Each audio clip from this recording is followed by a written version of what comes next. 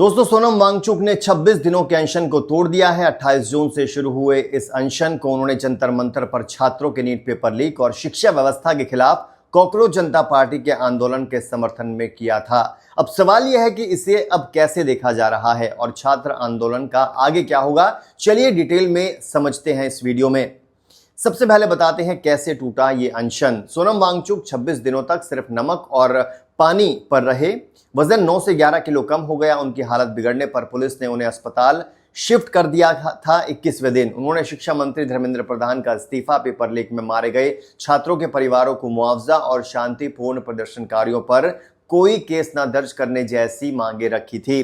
23 जुलाई को अस्पताल में उन्होंने सूप पीकर अपना अनशन तोड़ा। उन्होंने कहा कि भूख का स्वाद भी बुरा नहीं है, लेकिन संभावित हिंसा और लंबी बातचीत के बाद यह फैसला लिया गया। अब सरकार की तरफ से क्या क्या आश्वासन मिले हैं ये बताते हैं। केंद्रीय मंत्री जेपी नड्डा और डॉक्टर जितेंद्र सिंह ने अस्पताल में उनसे मुलाकात की है। लिखित और मौखिक आश्वासन दिया गया है। संसद में परीक्षा सुधार पर चर्चा होगी। पीड़ित परिवारों को मुआवजा दिया जाएगा। शांतिपूर्ण प्रदर्शनकारियों पर कार्रवाई नहीं होगी। पीएम मोदी ने पेपर लीक पर सख्त कानून, फास्ट ट्रैक कोर्ट और कड़ी सजा का ऐलान भी कर दिया है। सोनम वांगचुक ने कहा कि इस्तीफे पर अभी आश्वासन नहीं मिला, लेकिन संसद में चर्चा होगी और आगे संघर्ष जारी रखना बेहद जरूरी है। दोस्तों, अब बाकी जगह से क्या रिएक्शंस आ रहे हैं। सबसे पहले पॉजिटिव रिएक्शन की बात करते हैं। कई लोग राहत महसूस कर रहे हैं। सीजेपी फाउंडर अभिजीत दीपके ने यह कहा है कि सोनम सर की कुर्बानी ने पूरे देश की चेतना जागृत की है। उनकी जान देश के लिए काफी कीमती है। छात्रों ने जश्न मनाया है, कहा कि आंदोलन जारी रहेगा। बीजेपी सरकार ने क्या कहा, समर्थकों ने क्या कहा, इसे संवाद की जीत बताया। कहा कि सरकार सुन रही है, पीएम का ऐलान साबित करता है।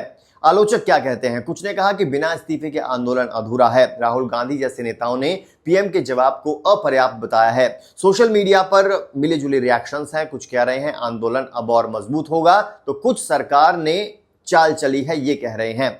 अब आंदोलन का आगे क्या होगा, एक्सपर्ट्स क्या सोच रहे हैं, क्या कहते हैं। कॉकरोच जनता पार्टी ने साफ कह दिया है कि प्रोटेस्ट जारी रहेगा जब तक धर्मेंद्र प्रधान इस्तीफा नहीं दे देते हैं। दोस्तों, सोनम वांगचुक ने भी जोर दिया कि उनकी जान संघर्ष के लिए जरूरी है। वो आगे लड़ाई लड़ते रहेंगे। छात्र आंदोलन युवा आधारित है। सोनम वांगचुक का समर्थन तो प्रतीकात्मक था।